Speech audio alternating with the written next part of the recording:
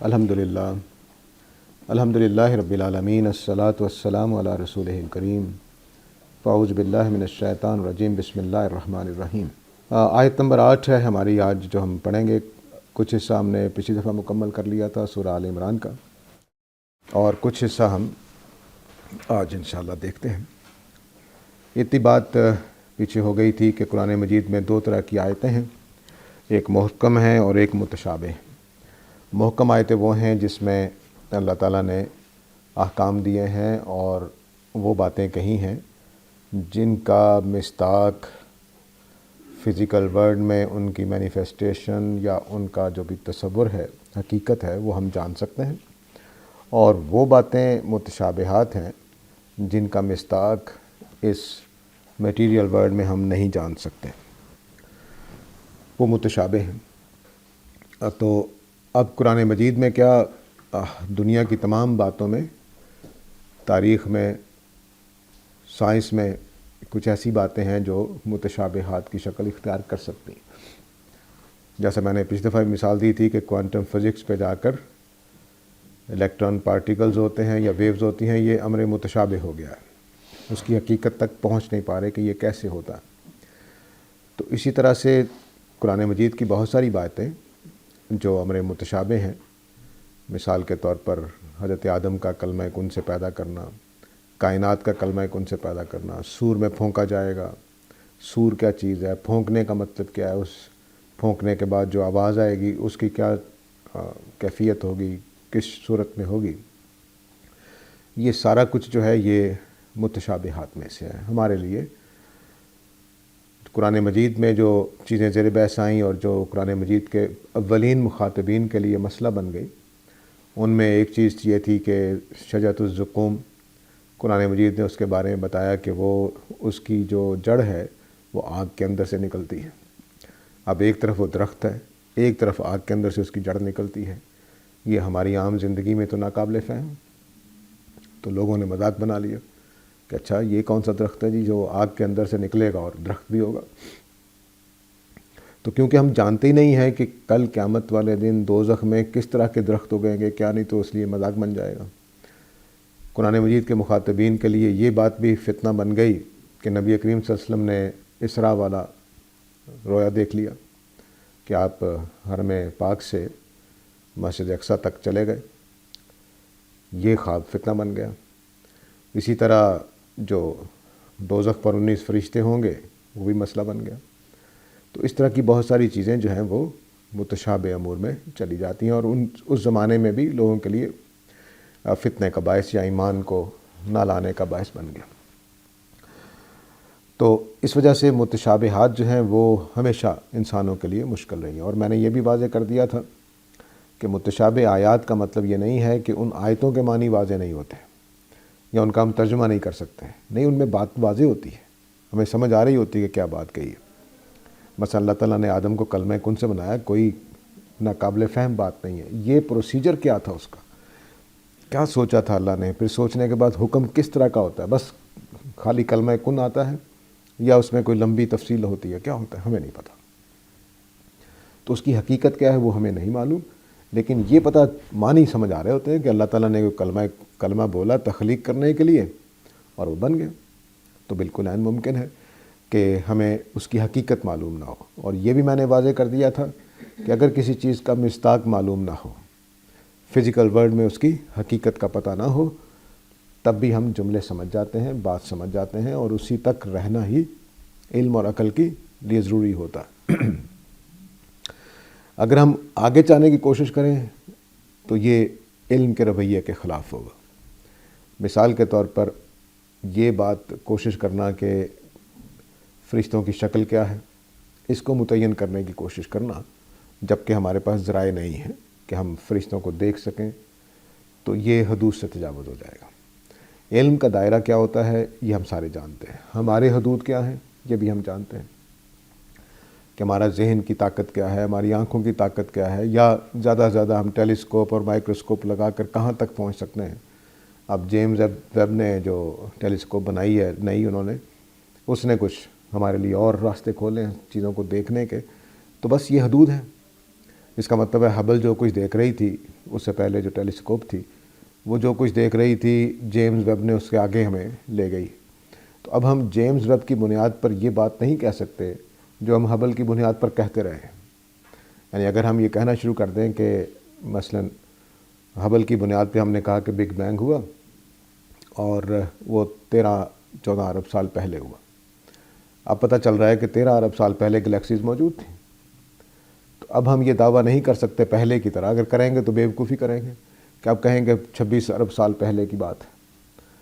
تو یہ جو دعوے ہوتے ہیں پھر اس کا مطلب کل ایک اور جیمز ویب آئے گی، وہ ہماری غلطی واضح کر دے گی، تو پھر وہیں کے وہیں۔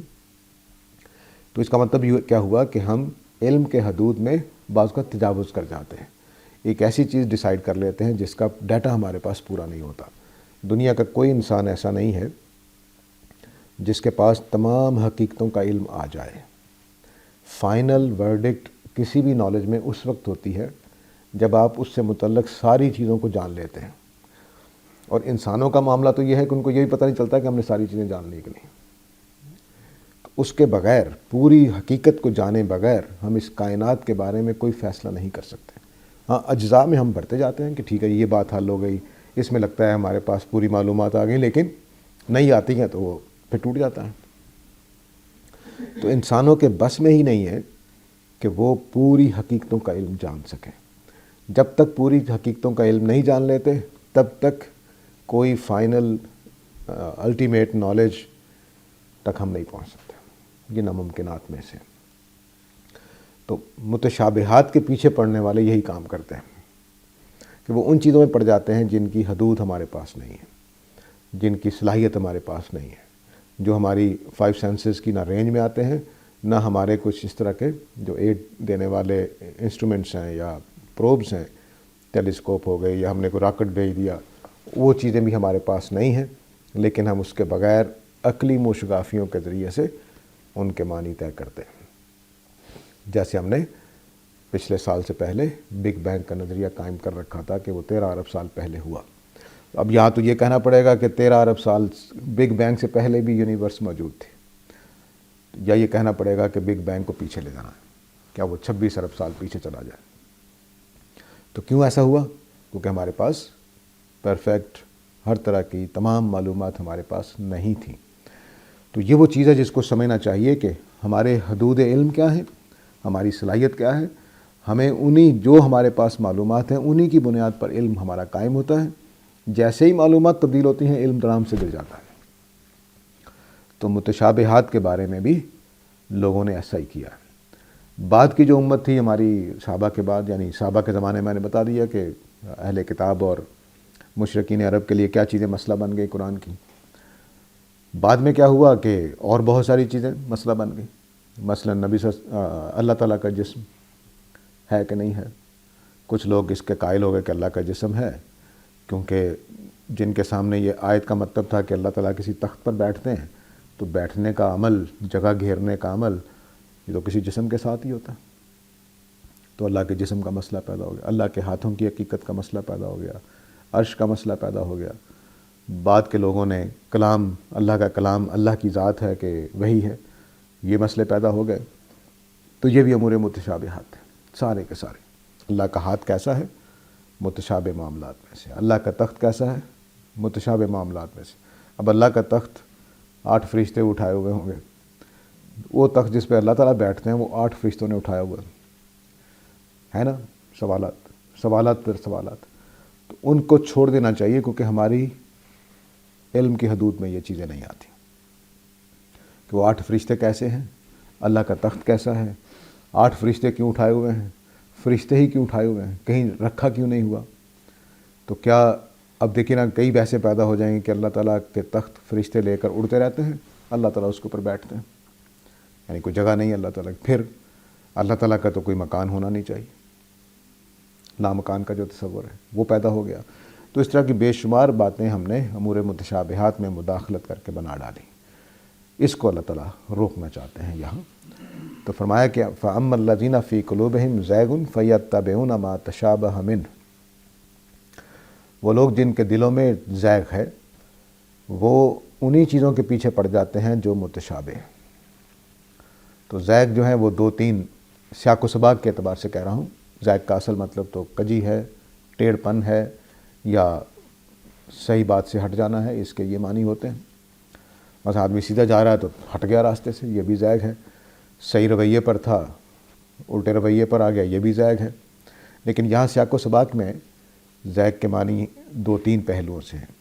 ایک راسخون فی العلم کے پہلو سے جو آگے آ رہا ہے، اور دوسرا اولی الالباب کے پہلو سے ہے، اور تیسرا جو ہے وہ راسخون علم کے 2 پہلو ہیں، دونوں کے پہلوؤں سے تیسرا پہلو آ جائے گا. تو پہلے میں جملے کا مطلب واضح کر دوں، پھر ان تینوں کو دیکھتے ہیں. تو فرمایا کہ جن کے دلوں میں کجی ہے، ٹیڑھ ہے یا زیغ ہے، وہ متشابہ آیتوں کی پیروی کرتے ہیں. اب راسخون فی العلم کے 2 پہلو ہیں. ایک یہ کہ پکا علم، اپنے علم میں مضبوط ہیں. تو جو اپنے علم میں مضبوط نہیں ہیں وہ زیغ والے ہو جائیں گے. اس اعتبار سے زیغ کا مطلب ہوگا کہ وہ پنجابی کا ایک محاورہ سا ہے، پا نہ پڑی تو وقت نو پھڑی، کہ تھوڑا جانے اور اس کے بعد مصیبت پڑ گئی. وہ تھوڑا سا پڑھا اور اس کے بعد مصیبت بن گئی. ہر جگہ پہ وہی باتیں کر رہا ہے، نہ سمجھ ہے نہ شعور ہے، لیکن اسی تھوڑے علم کی بنیاد پر وہ فتنہ بن جاتا ہے آدمی. ایک یہ مطلب ہوا کہ وہ لوگ جن کے پاس علم ہے ہی نہیں ہے وہ اس طرح کی باتیں کرتے رہتے ہیں. دوسرے زیغ کا مطلب یہ ہے کہ خود حقیقت علم سے واقف نہیں ہے. کیونکہ جب کہا جائے گا کہ راسخون فی العلم تو اس کا مطلب ہے کہ علم کے اندر پختہ، ان کو پتہ ہے علم کیا ہوتا ہے، ہمارے حدود کیا ہیں، کس طرح چیزیں ثابت ہوتی ہیں، کس طرح چیزیں جانی جا سکتی ہیں.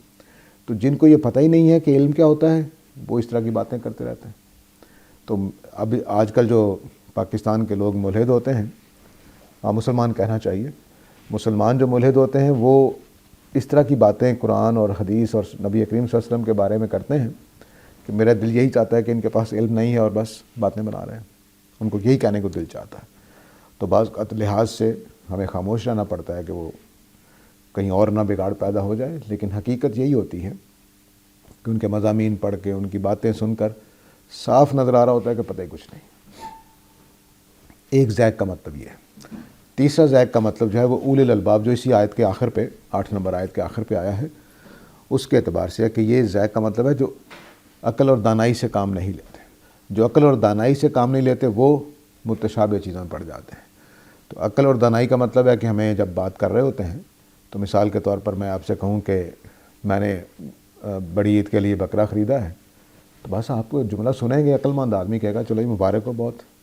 لیکن جو زیغ والا ہوگا، اچھا اس کی رنگ کیسا ہے، اس کی کان کیسے ہیں، اس کی شکل کیسی ہے، اس کا وزن کتنا ہے، گوشت کتنا نکل آئے گا، وہ آپ سے، اور ہو سکتا ہے وہ ثابت کرنے کی کوشش کر رہا ہو کہ تم جھوٹ بول رہے ہو. فرض کر لیجیے وہ مجھے بتانا چاہتا ہے کہ میں جھوٹ کہہ رہا ہوں کہ میں نے بکرا خرید لیا ہے، تو وہ ایسے سوالات کرنا شروع کرے گا کہ میرا جھوٹ پکڑا جائے. تو یہ اب زیغ ہے. اس کو اس بات پر مطمئن ہو جانا چاہیے. ہاں البتہ وہ کسی عدالت میں کھڑا ہے تو ایک الگ بات ہے. تو بعض اوقات یہ ہوتا ہے کہ اب نبی کریم صلی اللہ علیہ وسلم جب باتیں کرتے تو مشرکین اہل کتاب نبی صلی اللہ علیہ وسلم کو نعوذ باللہ جھوٹا ثابت کرنا چاہتے تھے. اس لیے پھر وہ ان باتوں کو پکڑ لیتے جو اس طرح کی ہوتی ہے کہ اچھا اللہ تعالیٰ تخت پر بیٹھتے ہیں، ہو تخت کیسا جی اللہ تعالیٰ کا ذرا بتائیں گے. بس یہ وہ متشابہات میں پڑ جاتے تھے. تو زیغ کا مطلب یہاں یہ 3 پہلوؤں سے ہے. ایک کم علم ہے، باتیں بڑی بڑی کرنے کی کوشش ہو رہی ہے. دوسرا یہ کہ زیغ کا مطلب ہے کہ ان کے اندر جو علم کے بارے میں جو شناسائی ہوتی ہے کہ چیزیں کیسی بات کی جاتی ہیں، کیسے سمجھی جاتی ہیں، کیسے نہیں سمجھی جاتی، ان سے واقف نہیں ہے. اور تیسرا یہ کہ وہ اول الالباب نہیں ہے، عقل سے کام نہیں لے رہے ہیں. کچھ چیزیں ہر علم کے اندر ایسی ہوتی ہیں کہ جن کی حقیقت نہیں بتائی جا سکتی. آگے 2 وجہ بتائی ہیں اس کی کہ یہ متشابہ چیزوں میں کیوں پڑتے ہیں. ایک فرمائیے ابتغاء الفتنہ، یہ فتنہ چاہتے ہیں. اور دوسری وجہ بتائی ہے کہ وہ ابتغاء تعویل ہے، یہ ان کی تعویل جاننا چاہتے ہیں. ابتغاء الفتنہ، فتنہ کئی پہلوؤں سے ہوتا ہے. عربی زبان میں اس کا مطلب ہوتا ہے آزمائش، اور آزمائش کے لیے جو چیزیں بھی آ جائیں وہ فتنہ ہو جاتی ہے. آزمائش کا جو بھی سبب بن جائے، خواہ وہ گمراہی کا سبب بن رہی ہوں، خواہ وہ ہدایت کو روکنے کا سبب بن رہی ہوں، یا ہدایت کے راستے میں معاون ہو رہی ہوں، ہر چیز فتنہ ہے، کیونکہ وہ امتحان کی وجہ ہے۔ تو امتحان کے لیے جب جو چیز بھی ہوتی ہے، لیکن اس کو نیگیٹو طریقے سے جب پھیلائیں گے، مثلا میں فتنہ پھیلا رہا ہوں، اللہ مجھے معاف کرے، تو پھر مطلب کیا ہوگا کہ ایسی نیگیٹو چیزیں، ایسی غلط چیزیں جو گمراہی کا باعث بن رہی ہیں، سوسائٹی کے امن کا خرابی کا باعث بن رہی ہیں، تو یہ وہ چیزیں ہو جائیں گی فتنہ۔ اب یہاں قرآن مجید کے اعتبار سے فتنہ کا کیا مطلب ہے کہ نبی کریم صلی اللہ علیہ وسلم کی بات کو رد کرنے کے لیے، قرآن کو نعوذ باللہ جھوٹا ثابت کرنے کے لیے یہ اس طرح کی باتیں پیدا کر دیتے تھے۔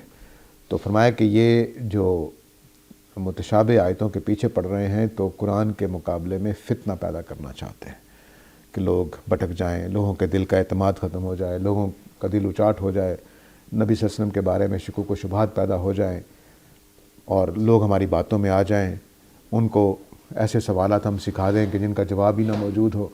یہ ساری کوششیں ابتغاء فتنہ تھی، اور بعد میں بھی ایسے لوگ پیدا ہوتے رہے ہماری امت میں جنہوں نے ان چیزوں کو اسی معنی میں استعمال کیا کہ وہ آج ملحدین جو ہیں ان کا سارا زور ان چیزوں پر ہوتا ہے جو کسی خبر واحد میں آ گئی ہیں، اور بس اس کو فتنہ بنا لیں گے لازمی طور پر۔ یعنی آپ ان کا لٹریچر اٹھا کر دیکھیے تو جو فتنہ پسند قسم کے ملحد ہیں وہ اس طرح کی حرکتیں کرتے رہتے ہیں، چھوٹی سی بات ہوگی اس کو بڑھائیں چڑھائیں گے۔ علامہ اقبال کے الفاظ میں کہ بڑھا دیا ہے فقط زیب داستاں کے لیے، ذرا سی بات تھی کہ فتنہ عجم نے جسے بڑھا دیا ہے فقط زیب داستاں کے لیے۔ چھوٹی سی بات ہوتی ہے، اس میں مرچ مسالہ ڈال کے اس کو فتنہ بنا دیتے ہیں۔ دوسری وجہ یہ بتائی کہ وہ ابتغاء تعویلہ، کچھ لوگ فتنہ کے لیے ایسا کرتے ہیں، کچھ لوگوں کی دلچسپی یہ ہوتی ہے کہ بھئی اس کی حقیقت کیا ہے، تخت کا سائز ہوگا کیا، واقعتاً ان کی دلچسپی اس میں ہو جاتی ہے۔ تو فرمایا کہ کچھ لوگ فتنے کے لیے کر رہے ہیں، کچھ لوگ اس کی حقیقت جاننے کے لیے کر رہے ہیں۔ اب تعویل کا لفظ جو ہے یہ بہت اہم ہے، اس سے متشابہ آیتوں کی ڈیفینیشن سمجھ آ جاتی ہے کہ متشابہ آیتیں وہ ہیں کہ جن کی تعویل معلوم نہیں ہوتی۔ تعویل کا لفظ خوابوں کی تعبیر کے لیے قرآن میں استعمال ہوا ہے کہ ایسی بعض باتیں علامتی ہوتی ہیں، خیالی ہوتی ہیں، ذہنی ہوتی ہیں، ان کی کچھ مادی حقیقتیں ہوتی ہیں، تو مادی حقیقتوں کو تعویل کہتے ہیں، اور جو باتیں ہو رہی ہوتی ہیں یا خواب میں جو کچھ دکھائی دے رہا ہوتا ہے وہ اس کے الفاظ یا جو بات ہوتی ہے۔ تو خواب کی تعبیر، کسی بات کی تعبیر، مثلا علامہ اقبال نے خطبہ الہ آباد دیا تو ہمارے بہت سارے پاکستان کی تاریخ لکھنے والے کہتے ہیں کہ پاکستان ان کے خوابوں کی تعبیر ہے، ٹھیک ہے۔ تو انہوں نے کیا دیا تھا، ایک نقشہ دیا کہ یہ ہونا چاہیے، اس کی تعبیر کیا ہے، ان کی بات کی حقیقت کیا ہے، پاکستان، بعض لوگوں کا خیال میں۔ اسی طرح حضرت یوسف نے خواب دیکھا، حضرت یوسف نے 12 ستاروں کے سجدہ والا۔ فرعون نے خواب دیکھا، فرعون نے کہنا چاہیے حضرت یوسف کے زمانے کے بادشاہ نے خواب دیکھا کہ وہ 7 گائیوں والا، اس کی تعویل بتائی آپ نے۔ تو جب ان کے بھائیوں نے سجدہ کیا تو انہوں نے کہا کہ ابا جان یہ میرے خواب کی تعویل ہے، میرے خواب کی حقیقت آج واضح ہوئی ہے۔ اور جب بادشاہ کو پوچھا تو وہ بار بار یہی کہہ رہے تھے اس کی تعویل بتاؤ کیا ہے، تو لوگ نہیں بتا سکے، لیکن یوسف نے تعویل بتا دی اس کی۔ تو اس خواب کا 7 گائیوں کا مطلب کیا تھا، 7 قحط، 7 اچھے سال جس میں اچھی فصلیں ہوگی، اور 7 پتلی گائیوں کا مطلب کیا تھا، 7 قحط کے سال۔ تو 7 موٹی گائیوں کے تعبیر کیا تھی، تعویل کیا تھی، قحط، اچھے سال، سازگاری کے سال۔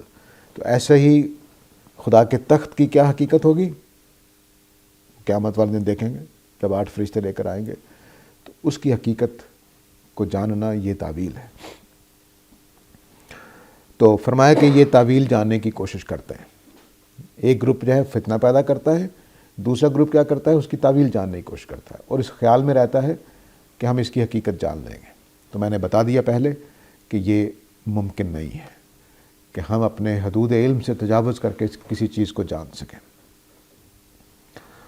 آگے اللہ تعالیٰ نے فرما دیا وما یعلم تاویلہ الا اللہ، جبکہ ان کی تعویل اللہ کے سوا کوئی نہیں جانتا۔ یعنی اللہ ہی کو پتہ ہے کہ اس کا تخت کیسا ہے، اللہ ہی کو پتہ ہے کہ اس کے فرشتے کیسے ہیں، اللہ ہی کو پتہ ہے کہ فرشتوں کے پر کتنے کتنے ہیں، اور پر زیادہ ہونے کے اور کم ہونے کے معنی کیا ہے ہم نہیں جانتے، ٹھیک ہے؟ تو اللہ تعالیٰ ہی جانتے ہیں، اللہ کے سوا کوئی ان کی حقیقت کو نہیں جانتا۔ اور میں نے پچھلی دفعہ مثال دی تھی کہ میری اور آپ کی بہت ساری چیزیں جن کی میں حقیقت نہیں جانتا، وہ میرے لیے متشابہ ہیں، اور آپ اپنی چیزوں سے واقف نہیں ہوتے، وہ آپ کے لیے متشابہ ہیں۔ تو جن چیزوں کی تعویل ہمیں معلوم نہ ہو وہ متشابہ ہیں، خواہ وہ اس دنیا کی ہوں خواہ اگلی دنیا کی ہوں۔ تو وما یعلم تاویلہ الا اللہ، اللہ ہی ان کی حقیقت کو جانتا ہے۔ والراسخون فی العلم یقولون آمنا بہ، یہاں بعض لوگوں نے ترجمہ میں پہلے کر دیتا ہوں، اور جو علم میں پختہ ہیں وہ کہتے ہیں کہ ہم اس پر ایمان لائے اور ان میں سے ہر چیز ہمارے رب کی طرف سے ہے۔ بعض لوگوں نے اس کو پیچھے جملے کے ساتھ جوڑا ہے کہ اللہ کے سوا اس کی کوئی تعویل نہیں جانتا، اور علم میں پکے لوگ بھی جانتے ہیں۔ تو اللہ کے سوا کوئی تعویل نہیں جانتا اور راسخون فی العلم کے سوا کوئی نہیں جانتا۔ کچھ لوگوں نے یہ ترجمہ کیا، یہ ترجمہ ممکن نہیں ہے۔ اس کی وجہ یہ ہے کہ یہ جو ہوتا ہے الا اللہ پہ جملہ ختم ہو گیا ہے، والراسخون فی العلم کے آگے پورا جملہ مکمل ہی نہیں ہو رہا، یقولون آمنا بہ۔ اگر پیچھے سے تعلق ہوتا تو پھر واو آنا چاہیے تھا، وَيَقُولُونَ آمَنَّا بِهِ۔ تو اگر یہاں پہ واو نہیں ہے تو اس کا مطلب ہے یہ مبتدا ہے، وَالرَّاسِخُونَ فِي الْعِلْمِ یہ مبتدا ہے، یقولون سے آگے خبر ہے اس کی۔ یہ بار درس کی چیز نہیں ہے، لیکن کہنا صرف یہ چاہتا ہوں کہ وَالرَّاسِخُونَ فِي الْعِلْمِ کا تعلق اگلے باتوں سے ہے، پچھلے جملے سے نہیں ہے۔ تو وما یعلم تاویلہ الا اللہ، اللہ کے سوا ان چیزوں کی حقیقت کوئی نہیں جانتا۔ تخت کیسا ہے، فرشتوں کی طاقت کیا ہے، 8 فرشتے کیوں لگائے گئے ہیں تخت اٹھانے کے لیے، اور جو شجرۃ زقوم ہے جو دوزخ میں اگے گا آگ کے اندر سے، اس کی حقیقت کیا ہے، وہ آگ کے اندر سے کیوں اگ رہا ہے، لکڑی کا ہے تو تب لکڑی کو آگ کیوں نہیں لگ رہی، اگر وہ آگ کا ہے تو پھر شجرہ کیوں کہا گیا ہے، یہ اللہ تعالیٰ اس کی حقیقتیں جانتے ہیں۔ تو جو راسخون فی العلم ہے، علم کے اندر پختہ ہیں، وہی بات جو میں نے زیک میں بارے میں کہی تھی کہ ان کے اس کے جملے کے 2 مطلب ہیں، راسخون فی العلم کہ جن کا علم پکا ہے، جو ڈاما ڈول نہیں ہے، غلط راستے پر نہیں جانا چاہتے وہ، اور دوسرا یہ کہ وہ علم کے بارے میں جانتے ہیں کہ علم ہوتا کیا ہے، ان کو اس میں شبہ نہیں ہوتا کہ کون سی چیز جاننے کی ہے کون سی چیز جاننے کی نہیں ہے۔ وہ یہ کہتے ہیں کہ ہم ایمان لائے، کیوں؟ کل من عند ربنا، کیونکہ یہ سب چیزیں ہمارے رب کی طرف سے ہیں، یہ دلیل ہے ان کی۔ انہوں نے صرف اس بات پر اعتبار کر لیا ہے، یہ بات سمجھ لی ہے کہ قرآن مجید اللہ کا کلام ہے، اور اس میں جو بات آئے گی ہم مانیں، ہمیں کوئی شبہ نہیں۔ تو یہ مثال کے طور پر ہم نے کسی کو ڈاکٹر مان لیا ہے تو جا کے اپنی نبض آگے رکھ دیتے ہیں، یہ بتاؤ مجھے کیا تکلیف ہے، اس پہ اعتبار کر لیتے ہیں، کیوں؟ کیونکہ ہم نے اس کو ڈاکٹر مان لیا ہے۔ ایسے ہی جب ہم نے قرآن مجید کو اللہ کا کلام مان لیا ہے تو ہمارے لیے یہ دلیل بن گئی کہ اب اس میں جو بات آئے گی وہ صحیح ہوگی، سوائے اس کے کہ ہم غلط سمجھ گئے ہوں، اس کی غلطی دور ہو جائے، وہ ایک الگ بات ہے، لیکن جب اللہ کی طرف سے آ گئی تو ہم مانیں گے۔ تو جب اللہ نے کہا کہ 19 فرشتے ہیں دوزخ پر مقرر، تو بس ٹھیک ہے، ہم نے مان لیا۔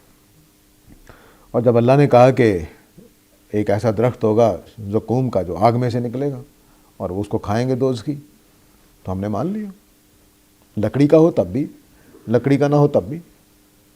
اس کا مطلب ہے کہ وہ لکڑی ایسی ہوگی جس کو وہ نہیں کھائے گا، اس لکڑی کو آگ نہیں کھائے گی۔ اس کا تجربہ ہم اپنے سٹمک میں کرتے ہیں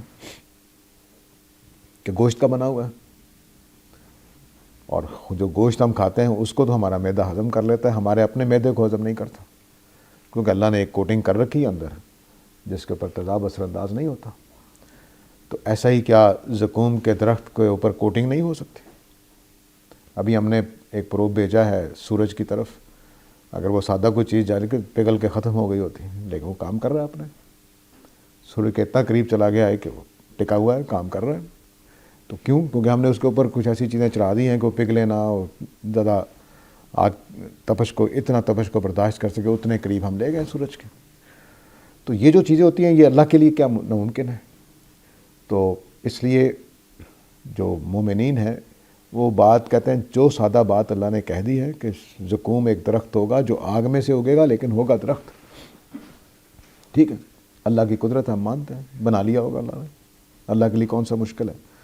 19 فرشتے ہیں دوزخ پر، ٹھیک ہے، 19 فرشتے ہی کافی ہوں گے. تو یہ سب کچھ ہم کس وجہ سے کہ اللہ نے کہہ دیا ہے. ہاں اگر وہ بات اللہ کی طرف سے نہیں ہے تو اس کی تحقیق ہو جائے گی کہ اللہ کی طرف سے ہے کہ نہیں. راسخون فی العلم یہ کام کریں گے، اور ہماری امت کے جو اہل علم ہیں ان کی تاریخ ہی یہی ہے. یعنی حدیث کا مسئلہ پیدا ہو ان کا تحقیق کریں گے، ان کا تفسیر کا مسئلہ پیدا ہو ان کا تحقیق کریں گے، فلسفے کا مسئلہ پیدا ہو ان کا تحقیق کریں گے. تو اسی کی جدوجہد میں ہم 14 صدیاں گزار چکے ہیں کہ اگر کوئی بات نبی صلی اللہ علیہ وسلم سے منسوب ہو گئی ہے تو یہ طے کریں گے کہ صحیح منسوب ہوئی ہے کہ نہیں ہوئی. یہ نہیں کہ بس ٹھیک ہے نہیں ماننی ہم نے، نہیں. نبی کریم صلی اللہ علیہ وسلم کی طرف سے ثابت ہو جائے گی تو سر آنکھوں پر، ان کی طرف سے ثابت نہیں ہوگی تو بس ختم ہو گئی. تو کل من عند ربنا یہ ان کی دلیل تھی کہ ہم کیوں مان رہے ہیں، کیونکہ یہ ساری باتیں اللہ کی طرف سے آ رہی ہیں. وما یذکر الا اولو الالباب، اور فرمایا کہ کوئی نصیحت نہیں پکڑتا اس طرح کی باتوں سے مگر عقل والے. اولو الالباب جو ہے یہ اس کا صحیح ترجمہ ہونا چاہیے سمجھدار.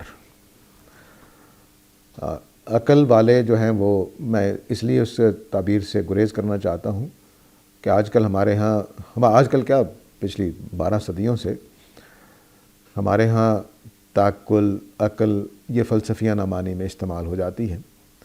تو میں اس سے گریز کرنا چاہتا ہوں کیونکہ میں اس معنی میں عقل کو نہیں سمجھتا کہ وہ بالکل ابسرڈ باتیں ہیں، ان کی کوئی حقیقت نہیں ہے. اگرچہ فلسفیوں کے ہاں وہ مسلمات کی حیثیت رکھتی ہوں، لیکن عقل وہ نہیں ہوتی جو فلسفے کے ہاں مانی جاتی ہے.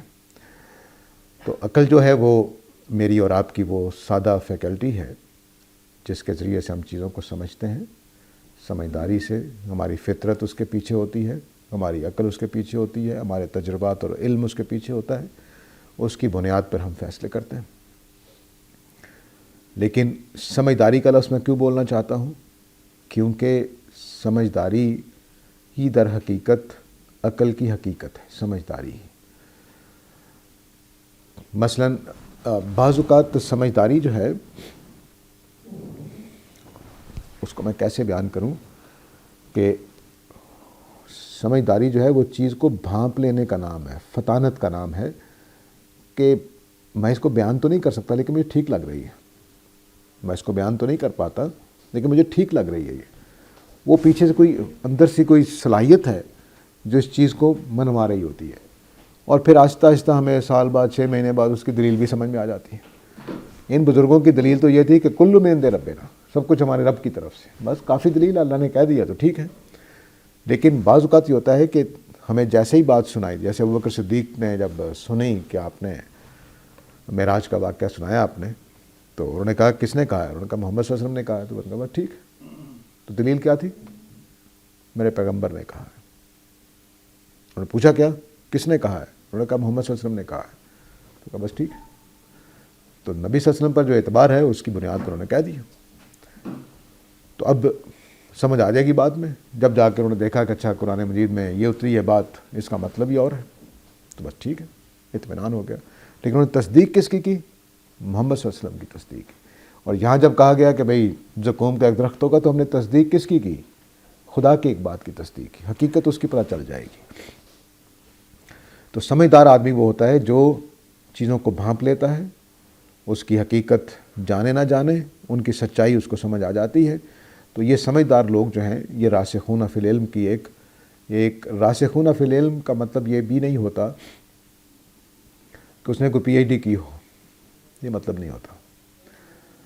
قرآن مجید نے ایک آیت بولی ہے کہ انما یخش اللہ من عبادہ العلماء.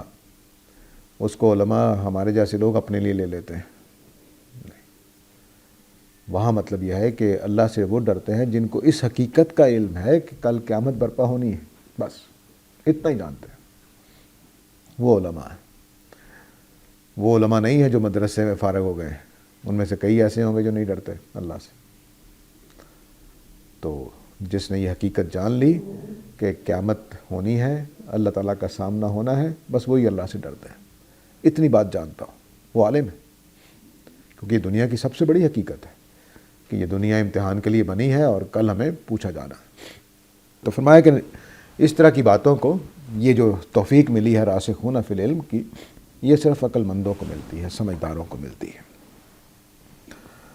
تو ان کو نہیں ملتی جو دل کے اندر کجی رکھتے ہیں، باتوں کو سمجھنا نہیں چاہتے، باتوں کے اندر سے عیب نکالنا چاہتے ہیں یا حقیقت کا انکار کرنا چاہتے ہیں، ان کے دلوں میں یہ بات اثر انداز نہیں ہوتی۔ تو یہاں روک لیتے ہیں، ٹائم بھی ہو گیا ہے، تو ابھی یہ راسخون فی العلم کا قول ابھی جاری ہے، وہ انشاءاللہ اگلے سوموار کو دیکھیں گے۔ وآخر دعوانا الحمدللہ رب العالمین۔